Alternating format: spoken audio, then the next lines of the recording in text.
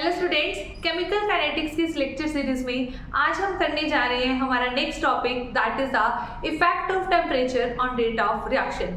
Last class में हमने factors affecting the rate of reaction को डिस्कस किया था। आज के क्लास में हम उनका जो क्वांटिटेटिव इफेक्ट ऑफ टेम्परेचर है वो हम स्टडी करने जा रहे हैं। ओके, तो स्टार्ट करते हैं हमारी क्लास को। Effect of temperature on rate of reaction. इसमें हमने क्या स्टडी किया था कि जैसे जैसे टेम्परेचर इंक्रीज होता है तो जो रेट ऑफ रिएक्शन है वो भी क्या हो जाता है, इंक्रीज हो जाता है। ठीक है, तो रेट ऑफ रिएक्शन इंक्रीज होने का मतलब क्या है, यहाँ पर रेट कांस्टेंट भी क्या हो जाएगा, इंक्रीज हो जाएगा। ठीक है, तो रेट कांस्टेंट टेम्परेचर के साथ क्या हो जाता है, हमारा इंक्रीज। एक चीज आप ध्यान से सुनना कि जो रेट कांस्टेंट है ना, ठीक है, वो उसकी जो कंसंट्रेशन के साथ उसका कोई रिलेशन नहीं होता। ठीक है, means rate constant is independent on the concentration of reactant but it depends on the temperature. ठीक है, ये रिएक्टेंट की कंसंट्रेशन पर डिपेंड नहीं करता बट ये टेम्परेचर के ऊपर डिपेंड करता है। ठीक है, तो हमने ये पढ़ा था कि जैसे हम इंक्रीज करते हैं टेम्परेचर, ठीक है, as temperature increases rate of reaction increases. And अगर आपके पास देखो रेट ऑफ रिएक्शन इंक्रीज होगा, we can also say that rate constant also increases. ठीक है, तो जैसे जैसे टेम्परेचर इंक्रीज होगा हमारे पास रेट ऑफ रिएक्शन क्या हो जाता है, इंक्रीज, और हम बोल सकते हैं कि यहाँ पे रेट कांस्टेंट भी हमारा क्या होगा, इंक्रीज। ओके, हमारे पास यहाँ पर एक टर्म आती है that is the temperature coefficient. Temperature coefficient क्या होता है, it is the ratio of rate constant at T plus 10 degree Celsius to the rate constant at T degree Celsius।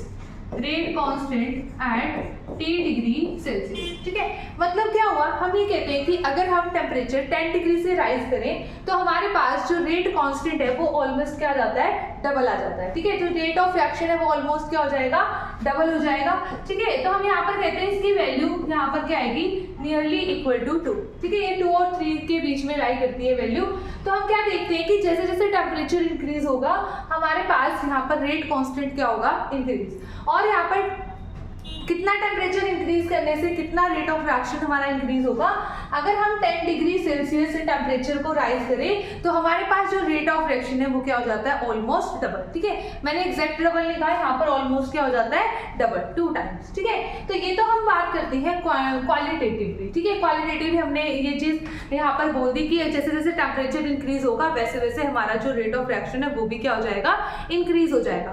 But अब हम बात करते हैं quantitative effect of temperature. Means आपने कितना टेम्परेचर इंक्रीज किया और उससे रेट कांस्टेंट पे कितना आपके पास उसकी वैल्यू में कितना चेंज हुआ वो हम यहाँ पर डिस्कस करने जा रहे हैं। ओके, तो जो क्वांटिटेटिव इफेक्ट है, ठीक है, क्वांटिटेटिव, ठीक है, हमारे पास अगर हम क्वांटिटेटिव इफेक्ट ऑफ टेम्परेचर को स्टडी करें तो that is given by the Arrhenius equation. ठीक है, लिखो क्वांटिटेटिव इफेक्ट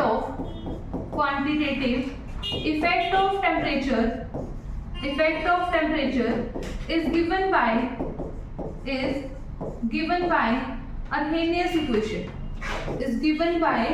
Arrhenius equation।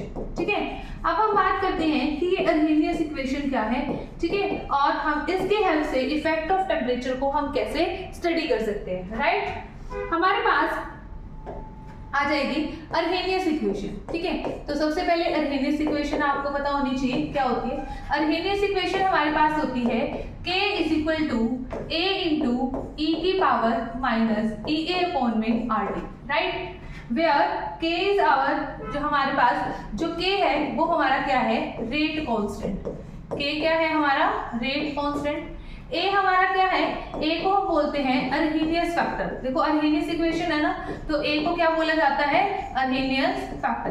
पर अर्हेनियस फैक्टर के अलावा इसके, ठीक है, इसका एक नाम और होता है हमारे पास, ठीक है, that is the frequency factor. एक नाम और होता है भाई यहाँ पर। ठीक है, इसके 3 नाम होते हैं टोटल हमारे पास। 1 is Arrhenius factor, 1 is frequency factor, और इसे हम क्या बोलते हैं, प्री एक्सपोनेंशियल फैक्टर भी हम इसे बोलते हैं। प्री एक्सपोनेंशियल फैक्टर हमारे पास क्या हो जाएगा, ध्यान से देखो, प्री एक्सपोनेंशियल फैक्टर होगा कि जब हमारे पास कोई ये एक्सपोनेंशियल फंक्शन है, ठीक है, देखो इससे पहले आया है ना ये फैक्टर a, तो इसलिए इसका नाम क्या रख दिया गया है, प्री एक्सपोनेंशियल फैक्टर। एग्जाम में आपको ये किसी भी नाम से मिल सकता है, तो आपको इसके तीनों नाम पता होने चाहिए कि a अर्हेनियस फैक्टर, फ्रीक्वेंसी फैक्टर और प्री एक्सपोनेंशियल फैक्टर, राइट। अब हमारे पास, ठीक है, EA क्या है, एक्टिवेशन एनर्जी। EA क्या है, एक्टिवेशन एनर्जी, राइट, ठीक है।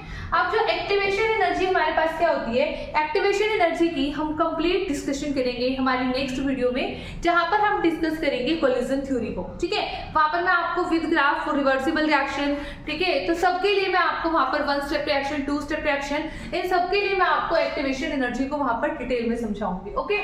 यहाँ पर उसके बाद R हमारे पास क्या है, R है gas constant, R gas constant and T is our temperature, and T is temperature, right, ठीक है। तो ये हमारे पास हो गए वेरियस पैरामीटर। तो ये हमारे पास क्या हो गई, अर्हेनियस इक्वेशन। अर्हेनियस इक्वेशन क्या होती है, K is equal to A into e की पावर माइनस EA अपॉन में RT, ओके। अब नेक्स्ट हम इसकी डेरिवेशन करेंगे कि हमारे पास जहां से एग्जाम में क्वेश्चन बहुत बार आते हैं, और ये वाला जो फॉर्मूला जो अब हम डिराइव करने जा रहे हैं, तो ये फॉर्मूला बहुत इंपॉर्टेंट है, जो कि बोर्ड पॉइंट ऑफ व्यू से और आपके कंपटीशन पॉइंट ऑफ व्यू से बहुत ही इंपॉर्टेंट रहने वाला है। यहाँ से आपके पास डायरेक्ट क्वेश्चन आ जाते हैं, ठीक है। उसके बाद हम क्वेश्चंस भी यहाँ पर डिस्कस करेंगे कि आपको ऑब्जेक्टिव क्वेश्चंस और आपके बोर्ड एग्जाम में कैसे क्वेश्चन आ सकते हैं, तो उसके लिए मैं आपको विद एग्जांपल यहाँ पर सॉल्व करवाऊंगी, राइट। तो चलो डेरिवेशन करते हैं हम। यहाँ पर हमारे पास अर्हेनियस इक्वेशन थी A इज इक्वल टू, ठीक है, A is equal to e की पावर माइनस EA अपॉन में RT। A is equal to, sorry, K is equal to था, सॉरी, ठीक है। यहाँ पर हमारे पास था K is equal to A into e की पावर माइनस EA अपॉन में RT, राइट, ठीक है। अब हम क्या लेते हैं इसका, ठीक है, taking natural logarithm both side, ठीक है, by taking natural logarithm both side, ठीक है। हमने दोनों तरफ क्या लिया, इसका नेचुरल लॉगरिथम लिया, तो हमारे पास क्या बन जाएगा, natural logarithm of K is equal to natural logarithm of A, यहाँ पर माइनस EA अपॉन में RT, ठीक है, क्योंकि नेचुरल लॉगरिथम से E क्या हो जाएगा, कैंसिल हो जाएगा, माइनस EA अपॉन में RT, ओके। उसके बाद हमने क्या करना है यहाँ पर, तो ये हो गई हमारे पास इक्वेशन नंबर 2, ठीक है, हमने इसको क्या बोल दिया, इक्वेशन नंबर 2, ये हमारी इक्वेशन नंबर 2 है। अब हम क्या करेंगे, ठीक है, 2 टेम्परेचर्स पर वैल्यू लेंगे, हम 2 टेम्परेचर्स कंसीडर करेंगे, T1 T2। हमने ये मान लिया कि हमने टेम्परेचर T1 से T2 पे क्या कर दिया, इंक्रीज कर दिया या डिक्रीज कर दिया, मीन्स हमने चेंज कर दिया टेम्परेचर को T1 से T2 पर। तो ऑब्वियसली बात है कि उसके ऊपर जो रेट कांस्टेंट है वो भी क्या हो जाएगा, आपका चेंज हो जाएगा। तो T1 के कॉरेस्पॉन्डिंग हम रेट कांस्टेंट मानते हैं K1 एंड T2 के कॉरेस्पॉन्डिंग हम रेट कांस्टेंट मानते हैं K2, ठीक है। तो हम लिख देते हैं at two different values of temperature,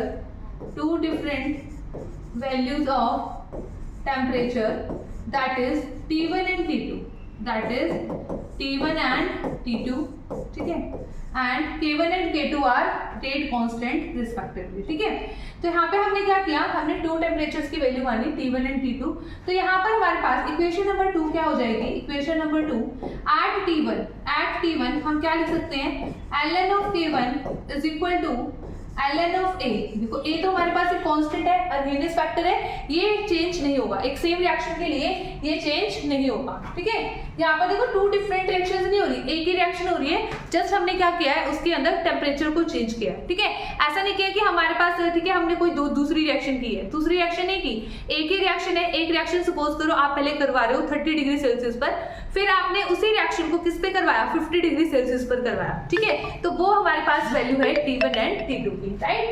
अब देखो हमारे पास ये हो गया ln of A minus EA upon में RT1 और किसी भी रिएक्शन को होने के लिए जो एक्टिवेशन एनर्जी होती है वो हमेशा क्या होती है, सेम रहती है, ठीक है।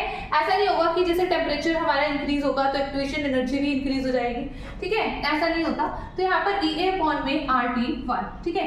तो ये हो गई हमारी equation number 3 and similarly we can write Arrhenius equation at temperature T2 that is given by natural logarithm of K2 is equal to ln of A minus EA upon में RT2 RT2। तो ये हमारी क्या हो गई, equation number 4 हो गई, ये हमारी हो गई इक्वेशन नंबर 4, राइट।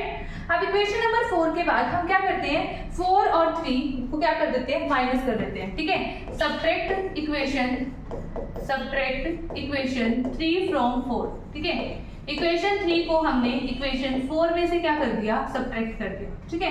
तो देखो ध्यान से, हमारे पास यहाँ पर बन जाएगा natural logarithm of k2 minus natural logarithm of k1, ठीक है।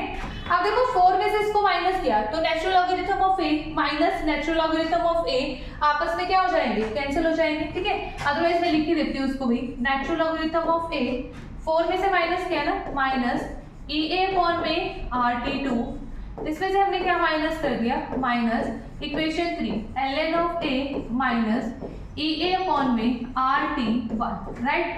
तो हमारे पास यहाँ पर क्या आ जाएगा, देखो ध्यान से, ln of a minus EA upon में RT2 minus natural logarithm of a minus minus यहाँ पर क्या हो जाएगा, प्लस EA अपॉन में RT1, राइट। तो इससे ये हमारा क्या हो जाएगा, यहाँ पर कैंसिल हो जाएगा। तो अब ये हमारे पास क्या आ गया, EA अपॉन में RT1 माइनस EA अपॉन में RT2, ठीक है, RT2। और यहाँ पर हम इसको कैसे लिख सकते हैं, natural logarithm of k2 bye में k1, क्या लिख सकते हैं, natural logarithm of k2 bye में k1। तो यहाँ पे मैंने क्या किया, यहाँ पे EA अपॉन में r अगर हम कॉमन ले लें तो यहाँ पर क्या आ जाएगा, 1/t1 माइनस 1/t2, ठीक है। अब देखो यहाँ पर ये तो आया हमारे पास नेचुरल लॉगरिथम। अगर मुझे इस नेचुरल लॉगरिथम को कन्वर्ट करना हो किसमें, लॉगरिथम में, तो मैं इसको किससे मल्टीप्लाई करूंगी, 2/2.303 फैक्टर से, ठीक है। यहाँ पर log ऑफ k2 अपॉन में k1। तो हमारे पास यहाँ पर फाइनल हमारे पास जो फॉर्मूला हो जाएगा लॉगरिथम की फॉर्म में, that is logarithm of k2 by k1 is equal to, ठीक है, इस 2.303 को इधर ले जाओ, हमारे पास क्या बन जाएगा, EA अपॉन में 2.303R into 1/t1 minus 1/में t2, ठीक है। तो ये हमारे पास क्या जाएगा, इसका फाइनल रिजल्ट आ जाएगा, जहां से हम यहाँ से, अब यहाँ से ना क्वेश्चन कैसे आते हैं, क्वेश्चन किसी भी तरीके से आ सकते हैं। आपको t1 t2 की वैल्यू दे देगा, EA आपसे फाइंड आउट करवा लेगा, ठीक है, या फिर आपको, ठीक है, मतलब कोई भी यहाँ पर हमारे पास ये जो 5 पैरामीटर्स है k2, k1, EA, t1 and t2, ठीक है, इनमें से हमें 4 गिवन होंगे और 5th वन हमें क्या करना होगा, यहाँ पर फाइंड आउट करना होगा, राइट, ठीक है। अब हम करते हैं इसके ऊपर बेस्ड कुछ क्वेश्चंस, ओके, ठीक है। क्वेश्चन मैंने यहाँ पर पहले से ही लिख लिए हैं। तो आप क्वेश्चन नंबर 1 देखो। सबसे पहले हमारे पास इस टाइप के क्वेश्चन, जो सब्जेक्टिव टाइप के क्वेश्चन है, वो हमारे पास किस में आते हैं, वो हमारे पास आएंगे इन बोर्ड एग्जाम, राइट। तो हमारे पास सबसे पहले हमारे पास क्या होगा, जो ये जो हमारा फर्स्ट है, that is the rate of a reaction triple. देखो, the rate of a reaction triple when temperature changes from 20 to 50 degree Celsius, ठीक है। Calculate energy of activation for the reaction, right. तो देखो, सबसे पहले हमें यहाँ पर गिवन क्या है, सबसे पहले किसी भी न्यूमेरिकल को अगर आप सोल्व करते हो तो सबसे पहले आपको पैरामीटर्स लिखने हैं कि उसमें गिवन हमें क्या क्या है, ठीक है। तो यहाँ पर हमें T1 कितना दे रखा है, 20 डिग्री सेल्सियस, राइट। T2 हमें कितना गिवन है, that is 50 degree Celsius, right. उसके बाद वो कहता है कि जो रेट ऑफ अ रिएक्शन है वो कितना हो जाएगा, ट्रिपल हो जाएगा, ठीक है। मींस अगर मेरे पास K1 की वैल्यू, ठीक है, तो रेट कांस्टेंट भी, और ठीक है, यहाँ पर अगर उसने रेट ऑफ रिएक्शन दे रखा है तो उसका मतलब क्या है, रेट कांस्टेंट की वो बात कर रहा है, ठीक है। क्योंकि अगर रेट ऑफ रिएक्शन इंक्रीज होता है, रेट कांस्टेंट इंक्रीज होता है, ऐसा ही बोलते हैं ना हम, ठीक है। तो यहाँ पर अगर K1 को मैंने K माना तो मेरे पास K2 की वैल्यू कितनी हो जाएगी, 3 की हो जाएगी, ठीक है। तो वो क्या हो जाएगा, मेरे पास रेट ट्रिपल हो जाएगा।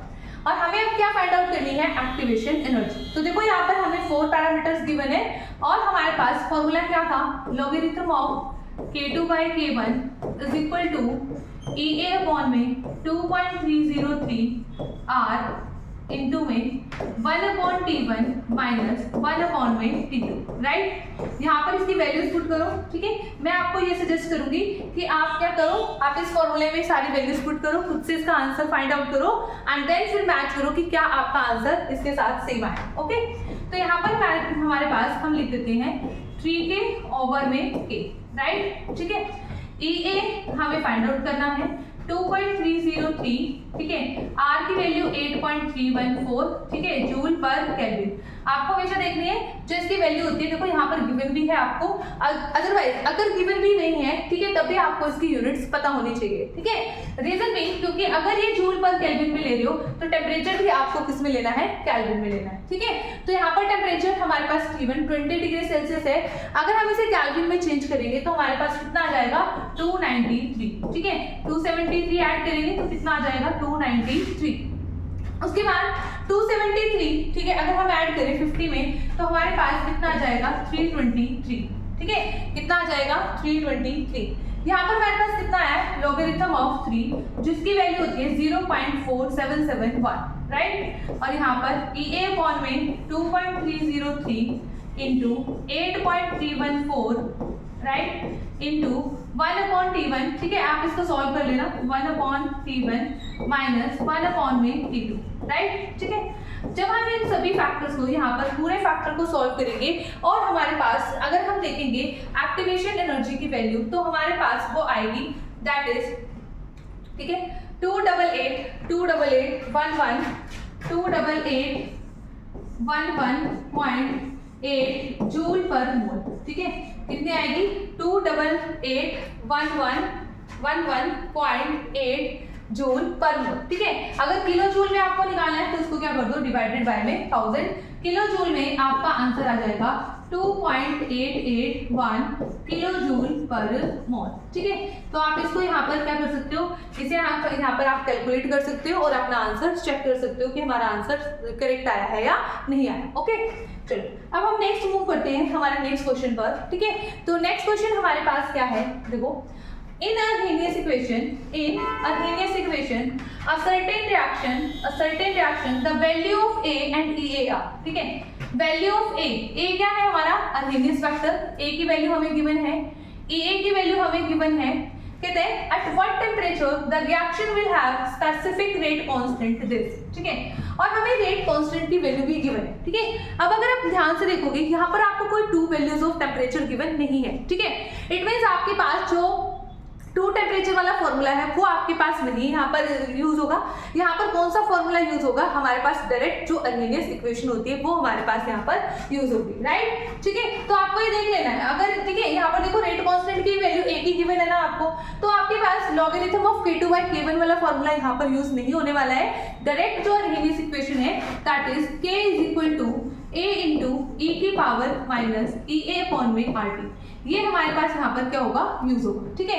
अब आपको मैम इसको हम कैसे यूज करें, तो आप इसको सिंपल तरीके से ऐसे यूज कर सकते हो, जैसे आपने इसका नेचुरल लॉगरिथम ले लिया, ठीक है, नेचुरल लॉगरिथम आपके पास ये है, ठीक है। अब आप इसको ना, आपके पास इजी रहेगा अगर आप इसको लॉगरिथम में चेंज कर लोगे, ठीक है, क्योंकि उसका बेस 10 होता है और उसकी वैल्यूज को हम इजिली लॉग टेबल की हेल्प से फाइंड आउट कर सकते हैं, राइट। तो मैंने यहाँ पर लिखा लॉगरिथम ऑफ K, तो मुझे यहाँ पर 2.303 से क्या करना पड़ेगा, इसको मल्टीप्लाई करना पड़ेगा।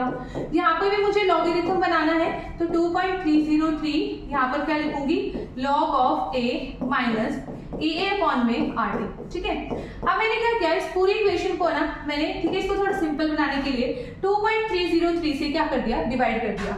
तो यहाँ ध्यान से देखो, मेरे पास फॉर्मूला बन जाएगा log of K is equal to, क्योंकि 2.303 से अगर यहाँ पर हम डिवाइड करेंगे पूरी इक्वेशन को, ठीक है, यहाँ पे भी, यहाँ पर भी और इस फैक्टर में भी, ठीक है, ऐसे ही करना पड़ेगा ना हमारे पास, ठीक है। तो मेरे पास कुछ बन जाएगा log of K is equal to log of A minus EA upon में 2.303 RT, राइट, ठीक है। अब ध्यान से देखो, मेरे पास logarithm of K, log of K की वैल्यू गिवन है, यहाँ पर आप वैल्यू पुट कर सकते हो, लॉग ऑफ 1.1 इंटू 10 की power minus 3। Logarithm of A की वैल्यू आपके पास कितनी है, A की वैल्यू आपको गिवन है 4 इंटू 10 की पावर माइनस 4 इंटू 10 की पावर 30, 4 इंटू 10 की पावर 30 हमारे पास ये वैल्यूज गिवन है, राइट, माइनस EA अपॉन में, EA कितनी वैल्यू है 98.96, ये देखो ध्यान से किलो जूल है, ये क्या है किलो जूल, और R की वैल्यू आप किससे पुट कर रहे हो, जूल पर केल्विन में, ठीक है। तो किलो जूल के आप क्या बना लो, यहाँ पर जूल बना लो, ठीक है। तो इसको मल्टीप्लाई कर देंगे 1000 से, तो हमारे पास यहाँ पर आ जाएगा 98960, ठीक है 98960।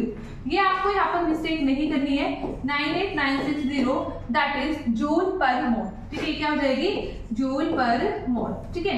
2.303 आर की वैल्यू 8.314, देखो यहाँ पर इसकी वैल्यू जूल पर केल्विन में थी ना, इसलिए मैंने उसकी यूनिट भी यहाँ पर एक ही यूनिट भी मैंने क्या बनाई जूल बनाई, क्योंकि हमें गिवन किलो जूल में थी पर हमें इसको किस में रखना है जूल में रखना है, राइट।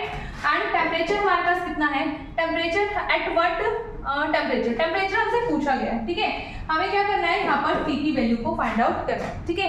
तो आप यहाँ से इसको पूरा सॉल्व करो और सॉल्व करके हम क्या देखते हैं कि जो हमारे पास टेम्परेचर की वैल्यू आनी चाहिए दैट शुड बी 311 केल्विन, ठीक है।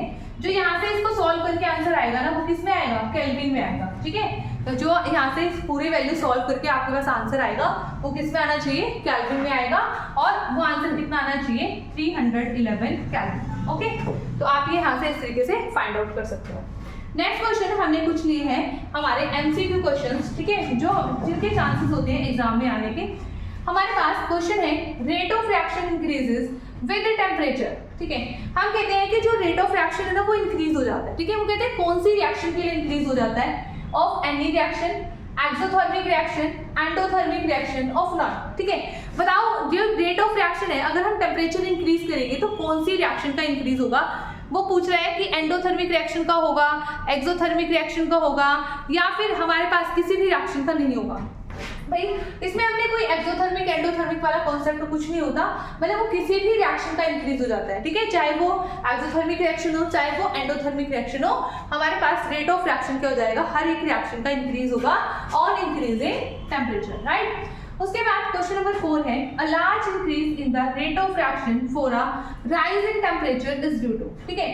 हम कहते हैं कि ना जब हम टेम्परेचर राइज करते हैं तो बहुत ज्यादा इंक्रीज हो जाता है किसमें, रेट ऑफ रिएक्शन में, तो वो क्यों होता है, ठीक है। ये लिखा ना अ लार्ज इंक्रीज, ठीक है, लार्ज इंक्रीज किसमें, रेट ऑफ रिएक्शन में, ठीक है, for a rise in temperature is due to, ठीक है। कहते हैं कि टेम्परेचर अगर इंक्रीज हो जाता है तो ऐसा क्या होता है कि जो हमारे पास रेट ऑफ रिएक्शन है वो बहुत ज्यादा इंक्रीज हो जाएगा।